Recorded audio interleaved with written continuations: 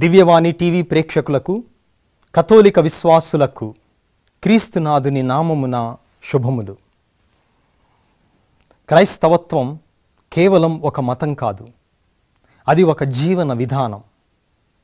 ఈ అనంత జీవకోటిలో మనిషి కేవలం ఇతర ప్రాణుల్లాంటి జీవి కాదు.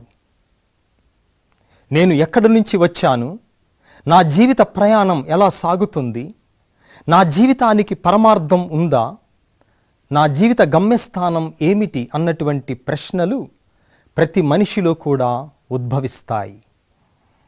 ఈ ప్రశ్నలకు సమాధానమే పునీతుల జీవిత చరిత్ర. ఎవరు ఈ పునీతులు? మనకంటే ముందు విశ్వాస పదములో నడిచి ఒక మానవ జీవితం ఎలా జీవించాలి, విశ్వాసానికి సాక్షిగా ఎలా మెలగాలి అని మనకంటే ముందు నేర్పించినటువంటి వారే పునీతులు. ఈ పునీతులు మోక్షము చేరారని కథోలిక శ్రీసభ అధికారికముగా ప్రకటిస్తుంది. మనం కూడా ఈ పునీతుల జీవిత ఆదర్శాన్ని చూచి వారి జీవిత ముఖ్య సన్నివేశాలను తెలుసుకొని ప్రేరణ పొందుదాం.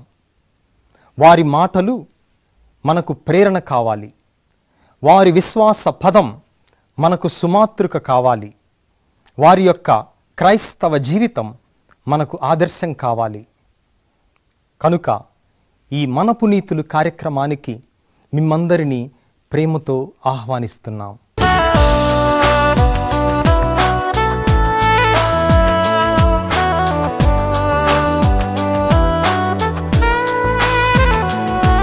క్రీస్తునాథుని యందు ప్రియమైన సహోదరి సహోదరులారా, కథోలిక విశ్వాసులారా, మీ అందరికీ ప్రభు క్రీస్తు నామమున శుభోదయం.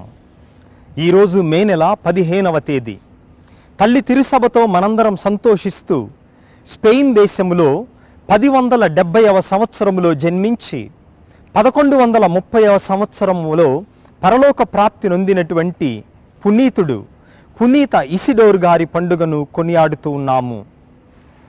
ఒక సుసంపన్నమైనటువంటి ధనిక కుటుంబంలో ఈయన ఒక పనివానుగా, ఒక రైతు కూలీగా జీవించారు. అత్యంత పేదరికంలో జీవించినప్పటికీ తనకున్న దాన్ని పేద సాధలతో పంచుకునేటటువంటి వాడు. పక్షులపై, జంతువులపై, అదేవిధముగా పేద సాధలపై కూడా ఎంతో ప్రేమను మాటలలో మాత్రమే కాక చేతలలో చూపించినటువంటి వ్యక్తి. తన యొక్క సతీమణి కూడా ఒక పునీతురాలు కావటం విశేషం. ఈ విధముగా ఒక పేద గృహస్థ క్రైస్తవ కథోలికునిగా వీరిరువురు జీవిస్తూ ప్రతి కథోలిక కుటుంబానికి ఆదర్శప్రాయముగా నిలిచారు. ఈ పునీతుని యొక్క జీవిత విశేషాలను మన పునీతులు కార్యక్రమంలో ఇప్పుడు తెలుసుకుందాం. స్పెయిన్ దేశంలోని మాడ్రిడ్ పట్టణంలో ఒక పేద క్రైస్తవ కుటుంబం ఇంట పునీత ఇసిడోర్ గారు 1070లో జన్మించారు. జాన్ దే వెర్గస్ అను భూస్వామికి మాడ్రిడ్ పట్టణం వెలుపల వ్యవసాయ భూములున్నాయి. ఇసిడోరు గారు పేదవాడగుట వల్ల జాన్ దే వెర్గస్ వారి పొలాల్లో పని చేయటానికి కుదిరారు.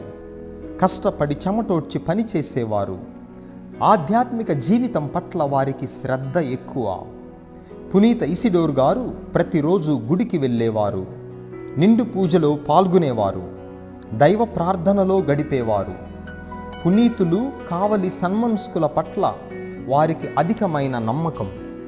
పునీతుల మధ్యవర్తిత్వాన ప్రార్థనలు సల్పి వారి మూలకంగా అద్భుతాలు కూడా చేస్తుండేవారు. నాగలి పట్టి దున్నుతూ కూడా తన హృదయం ప్రార్థన చేస్తూనే ఉండేది. శోధనలకు తావిచ్చేవారు కాదు. ఇసిడోర్ గారి భార్య పేరు మరియా టొర్రిబియా, గొప్ప క్రైస్తవ భక్తురాలు. ఆమె పూర్తి పేరు మరియా దెలా కబేజా. వారికి ఒక కుమారుడు కలిగాడు. ఆ బాలుని ఎంతో ప్రేమతో అల్లారు ముద్దుగా పెంచుతుండేవారు. కానీ దైవచిత్తం చొప్పున అకస్మాత్తుగా ఆ బాలుడు మరణించాడు. దాంతో ఆ దంపతుల్లో ఎంతో విరక్తి పెల్లుబికింది. ఆ వైరాగ్యంతో వారిరువురు సంసార జీవితం విడనాడి తమను తాము దైవానికి అర్పించుకున్నారు.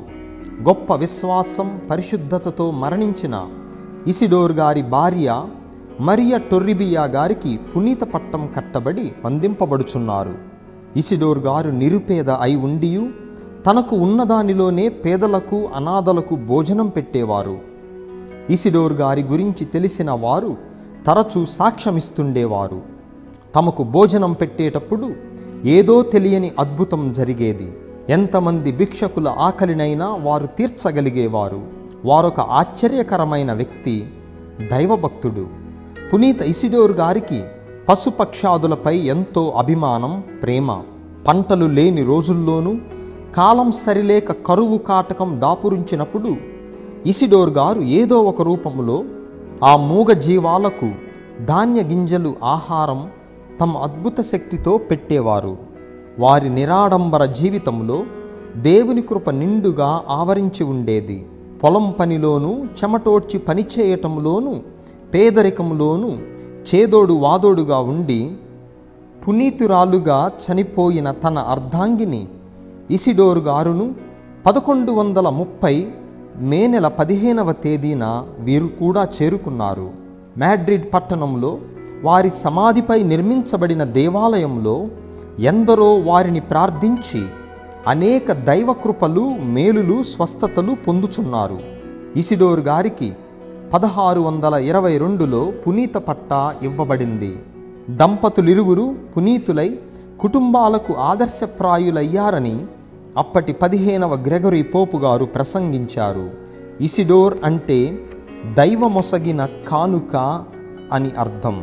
ఈ విధముగా ఒక నిరుపేద గృహస్థ కుటుంబ జీవితాన్ని జీవిస్తూ కూడా పునీతులుగా వెలుగొందినటువంటి పునీత ఇసిడోర్ గారిని వారి వలె వారి యొక్క అడుగుజాడల్లో మనం కూడా నడుచున్నట్లుగా ఇప్పుడు ప్రార్థిద్దాం. ప్రార్థించుదము. సర్వశక్తిమంతులైన ఓ సర్వేశ్వర, పునీత ఇసిడోర్ గారిని ఒక సామాన్య శ్రామిక రైతు కుటుంబంలో జన్మింపచేసినప్పటికీ తన యొక్క పేదరికములో కూడా తనకున్న దానిలో తనకంటే పేదవారిని ఆదుకునేటటువంటి మంచి మనస్సును, శక్తిని వారికి మీరు ప్రసాదించి ఉన్నారు. కుటుంబ జీవితాన్ని జీవించటము ద్వారా కూడా తను, తన యొక్క భార్య ఇద్దరు పునీతులుగా ప్రతిష్ఠించబడ్డారు. వారి యొక్క జీవిత ఆదర్శమును అనుసరించి ప్రతి కుటుంబమును, ప్రతి భార్యాభర్తను మీరు దీవించి వారి యొక్క గృహస్థ జీవితము ద్వారా పునీతులుగా జీవించేటటువంటి శక్తిని అనుగ్రహింపుడు. వారి వలె పేద సాధలపై మేము కూడా కేవలము మాటల్లో కాక మా యొక్క క్రియలలో దయను చూపేటటువంటి మంచి హృదయమును ప్రసాదింపుడు. మా నాథుడును మీ కుమారుడైన క్రీస్తు ద్వారా ఈ మనవి చేయుచున్నాము. ఆమెన్.